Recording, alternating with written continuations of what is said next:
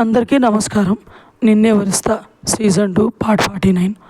శ్రీనిక దేవిక గారిని రూము తీసుకెళ్ళి ధైర్యం చెప్పి తన రూమ్కి వెళ్తుంది. తన ఫోన్ తీసుకుని ఆద్వికి కాల్ చేస్తుంటే వాష్రూమ్లో నుండి వచ్చిన శివాంష్ అది చూసి, ఎవరికి కాల్ చేస్తున్నావు జాను అని అడుగుతాడు. శ్రీనిక, అన్నయ్యకి కాల్ చేస్తున్న శివ్, మన్వి విషయం అమ్మకి తెలిస్తే భయపడుతుంది, అందుకే వాళ్ళకేం చెప్పొద్దని చెప్పడానికి కాల్ చేస్తున్నా అంటుంది. అమృత ఆంటీ హెల్త్ గురించి ఆదికి తెలుసుగా జాను, so don't worry, he will handle it అంటాడు శివాంశు.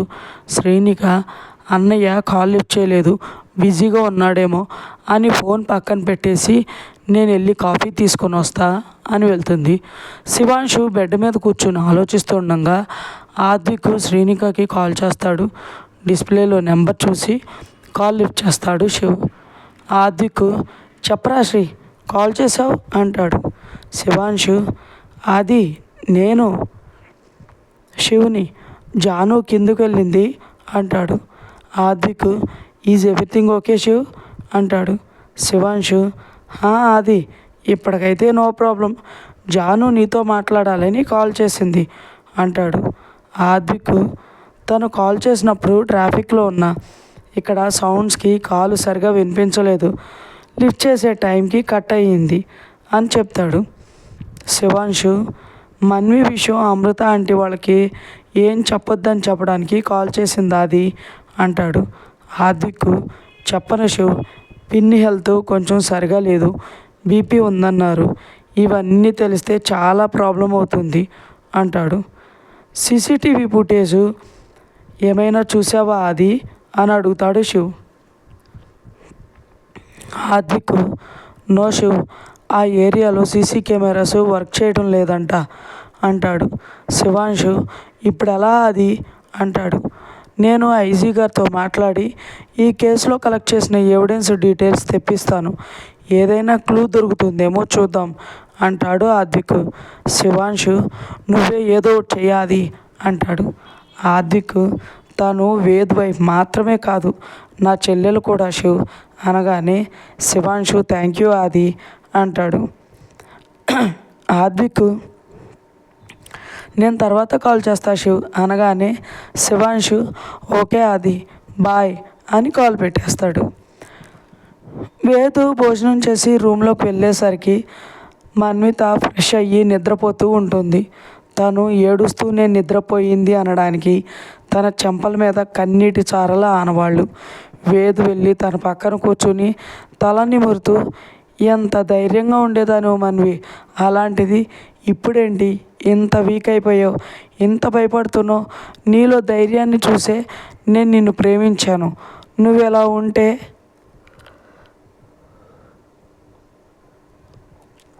నేను చూడలేకపోతున్నా మన్వి అని ఫీల్ అవుతుంటే మన్విత సడన్గా లేచి కూర్చుని, నిజంగా నేనేం చేయలేదు వేద్, నాకేం గుర్తులేదు, నన్ను వదిలేసి వెళ్ళకు వేద్, మన మధ్య దూరాన్ని నేను ఇంకా తీసుకోలేను అని కళ్ళు తెరవకుండానే ఏడవటం స్టార్ట్ చేస్తుంది. వేదు కంగారుగా మన్వితను పట్టుకుని, మన్వి మన్వి ఏమైంది, ఎందుకు ఇలా ఏడుస్తున్నావు, నేను ఇక్కడే ఉన్నా అంటూ తనను పిలుస్తున్నా మన్విత వేద్ చేతుల్ని విసిరికొట్టి, వేద్ ప్లీజ్ నన్ను వదిలేసి వెళ్ళకు, నాకు నువ్వు కావాలి, నీతో లైఫ్ కావాలి, నన్ను ఒంటరిదాన్ని చేయకు అని గట్టి గట్టిగా ఏడుస్తూనే ఉంటుంది.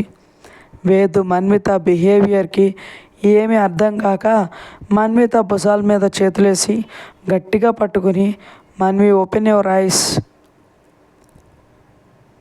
నేను ఎక్కడికి వెళ్ళలేదు, నీ కళ్ళ ముందరే ఉన్నా, నిన్ను వదిలేసి నేను ఎక్కడికి వెళ్తాను అని తనను ఊపుతుంటే మన్విత మెల్లగా కళ్ళు తెరిచి ఎదురుగా వేదుని చూసి హక్ చేసుకుని, వేద్ నువ్వు ఇక్కడే ఉన్నావా, నా కోసం మళ్ళీ వచ్చావా అని పిచ్చి పిచ్చిగా మాట్లాడుతుంటే వేదు తన వీపు నిమురుతూ, నీ కోసం నేను ఎప్పుడు ఉంటాను మన్వి, ప్లీజ్ డోంట్ క్రై అని తనని కామ్ చేస్తుంటాడు.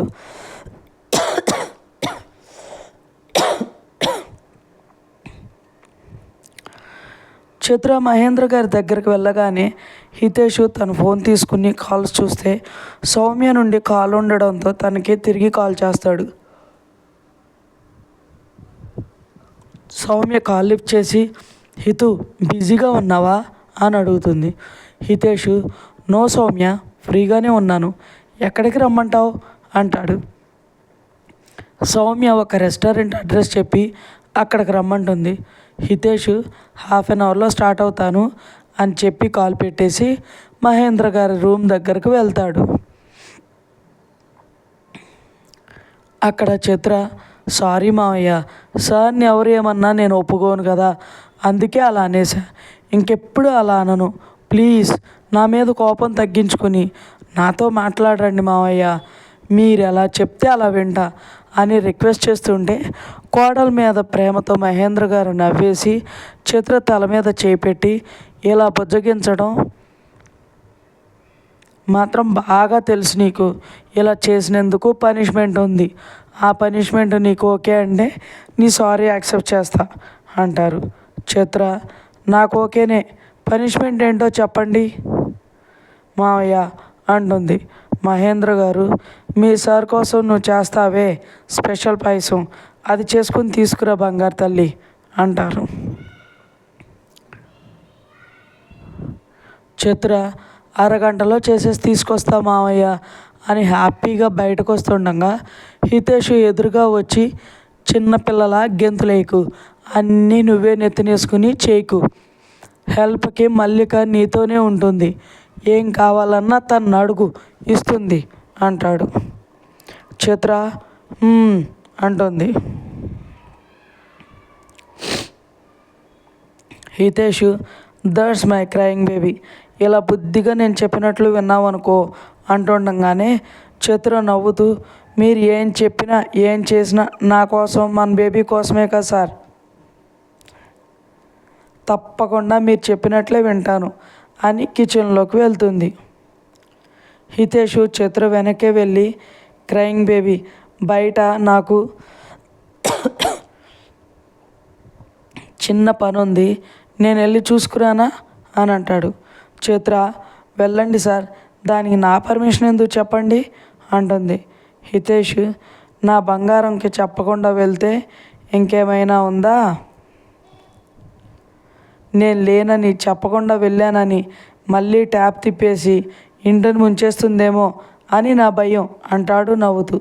చిత్ర మూతి ముడిచి నేనేమి అలా చెయ్యనులేండి, మీరు వెళ్ళండి అంటుంది. హితేష్ చిత్రని వెనక నుండి హాక్ చేసుకుని తన పెదవుల నుండి చేత్తో పట్టుకుని ఇలా మూతిముడోకే, ఇలా చేసే నన్ను నీ చుట్టూ తిప్పుకుంటున్నావు, అందరి ముందు నన్ను బ్యాడ్ బాయ్ని చేస్తున్నావు అంటాడు. చిత్ర అయ్యో నేను మిమ్మల్ని బ్యాడ్ చేయడం ఏంటి సార్ అంటుందా ఆశ్చర్యంగా. హితేష్ నువ్వే ఇలా మూతి ముడిచిన ప్రతిసారి తెగ ముద్దొచ్చేస్తావు, నన్ను నేను మర్చిపోయి కంట్రోల్ చేసుకోలేక ఎక్కడున్నానో ఎవరున్నారో కూడా చూసుకోకుండా నీకు ముద్దు పెట్టేస్తున్నా, అందరూ నన్నేమో బ్యాడ్ బాయ్ అనుకుంటున్నారు అంటాడు నవ్వుతూ. చిత్ర హితేష్ వైపు తిరిగి హితేష్ షర్ట్ పట్టుకుని లాగుతూ నిజంగానే నేను అంత ముద్దొస్తున్నానా సార్ అంటుంది సిగ్గుపడుతూ. హితేష్ చాలా అంటూ ముద్దు పెట్టడానికి వెళ్తుంటే వెనుక నుండి మధుర గారు ఒక్కటేసి ఇదేమైనా నీ బెడ్రూమ్ అనుకుంటున్నావా, ఇది కిచెన్ రా, చిత్ర పక్కన ఉంటే అక్కడ ఇంకెవరున్నారో కూడా చూసుకోవా అంటూ హితేష్ తల తిప్పి మల్లికని చూపిస్తారు. మల్లిక సిగ్గుపడుతూ తల దించుకుని ఉంటే మధుర గారు చూసావా నీ చేష్టలకి అది ఎలా మెలికలు తిరుగుతుందో, అయినా అది రూమ్కి వస్తుంది కదరా, అంతవరకు కూడా ఆగలేవా, అయినా మాకేంటి ఈ ఏ సర్టిఫికేట్ మూవీ అని అరుస్తారు. హితేష్ అరే ఇప్పుడు ఏమైంది మా అలా అరుస్తున్నావు, నువ్వు ఉంటే నా పెళ్ళంతో నన్ను రొమాన్స్ కూడా చేసుకొనివ్వు అంటాడు అలిగినట్టు. మధుర గారు, అబ్బచ్చా ఇన్ని రోజులు దానికి దూరంగా ఉన్నప్పుడేమైంది? ఈ ప్రేమ రొమాన్సు అప్పుడు గుర్తుకు రాని ప్రేమ ఇప్పుడు గుర్తుకొచ్చి పొంగుకొస్తుంది అంటారు వెటకారంగా. హితేష్, మా అయిపోయిన దాని గురించి వదిలే, అన్నీ మర్చిపోయి అది ఇప్పుడిప్పుడే సెట్ అవుతుంది. దానికి ఏవేవో చెప్పి మా మధ్య లేని గొడవలు నువ్వు స్టార్ట్ చేయకు అని అరిచినట్టే చెప్పి, బేబీ నేను బయటకు వెళ్ళేసి వస్తా, నువ్వు మాత్రం మా ఏం చెప్పినా వినకు అనేసి మధుర గారిని సీరియస్గా చూసి వెళ్తాడు. మధుర గారు నవ్వుకొని, చిత్ర నీకేం కావాలో చెప్పు నేను ఇస్తా అంటూ తనతో ఏదో ఒకటి మాట్లాడుతూ ఉంటే చిత్ర పాయసం చేసేస్తుంది. హితేష్ సౌమ్య చెప్పిన ప్లేస్కి వెళ్ళి తన కోసం వెయిట్ చేస్తూ ఉంటాడు. 10 నిమిషాల తర్వాత సౌమ్య అక్కడికి వచ్చి, సారీ హితు, నేను వచ్చే వేలో ఏదో యాక్సిడెంట్, ఫుల్ ట్రాఫిక్, అందుకే లేట్ అయ్యింది అంటుంది కూర్చుంటూ. హితేష్, ఇట్స్ ఓకే సౌమ్య అంటాడు. చిత్రతో వస్తావేమో అనుకున్నా, ఒక్కడివే వచ్చావే అంటుంది సౌమ్య. హితేష్ ముందు పాసిబిలిటీ చూసి ఏంటో తెలుసుకుని అది అవుతుందా కాదా అని తెలుసుకున్న తర్వాత తనకి చెబుదామని తనకేం చెప్పలేదు సౌమ్య అంటాడు. సౌమ్య, ఓ ఓకే, ఏం తింటావు, ఏం ఆర్డర్ చేయను అని అడుగుతుంది. హితేష్, నో థ్యాంక్స్ సౌమ్య, నీకేమైనా కావాలంటే ఆర్డర్ చెయ్యి అంటాడు. సౌమ్య, నువ్వేం తినకుండా నేను ఒక్కదాన్ని ఎలా తింటాను హితు, ఇట్స్ ఓకే చెప్పు అని అంటుంది. హితేష్, అలా ఎందుకు సౌమ్య అని సరే 1 పైనాపిల్ జ్యూస్ అంటాడు. సౌమ్య తనకు కావాల్సింది కూడా ఆర్డర్ చేసి హితేష్ వైపు చూడగానే తన ఫేస్లో ఎగ్జైట్మెంట్ చూసి మనసులో, చిత్ర కోసం తన కడుపులో ఉండే బేబీ కోసం ఎంత ఆరాటపడుతున్నావు హితు, రేపు మన పెళ్ళయ్యాక నా గురించి కూడా ఇలానే ఉంటావా అని తననే చూస్తుంటుంది. సౌమ్య తనని ఎందుకు అలా చూస్తుందో అర్థం కాక తనను తాను ఒకసారి చూసుకుని, ఈజ్ ఎవ్రీథింగ్ ఓకే సౌమ్య అని అడగగానే సౌమ్య తేరుకొని, యా ఫైన్ హితు అంటుంది. హితేష్, ఓకే మ్యాటర్లోకి వద్దామా అంటాడు. సౌమ్య, ఇది కొంచెం రిస్కీ ప్రాసెస్, బట్ సక్సెస్ అయితే బెటర్ ఆప్షన్ హితు, చిత్ర కడుపులో ఉన్న బేబీని సేవ్ చేయొచ్చు అంటుంది. రిస్కీ అంటే చిత్రకి రిస్కీనా అంటాడు హితేష్ కంగారుగా. సౌమ్య, నో చిత్రకి రిస్క్ ఏం లేదు, అసలు ప్రాసెస్ ఏంటంటే చిత్ర కడుపులో ఉన్న బేబీని తీసి ఇంకొకరు యూట్రస్లో పెడతాం. ఆ బేబీ సర్వైవ్ అయ్యే వరకు ఆ పర్సన్ని చాలా జాగ్రత్తగా డాక్టర్స్ అబ్జర్వేషన్లో ఉంచాలి, ఇందులో కాంప్లికేషన్స్ ఎక్కువ అంటుంది. Hitesh, we will do this Soumya అంటాడు.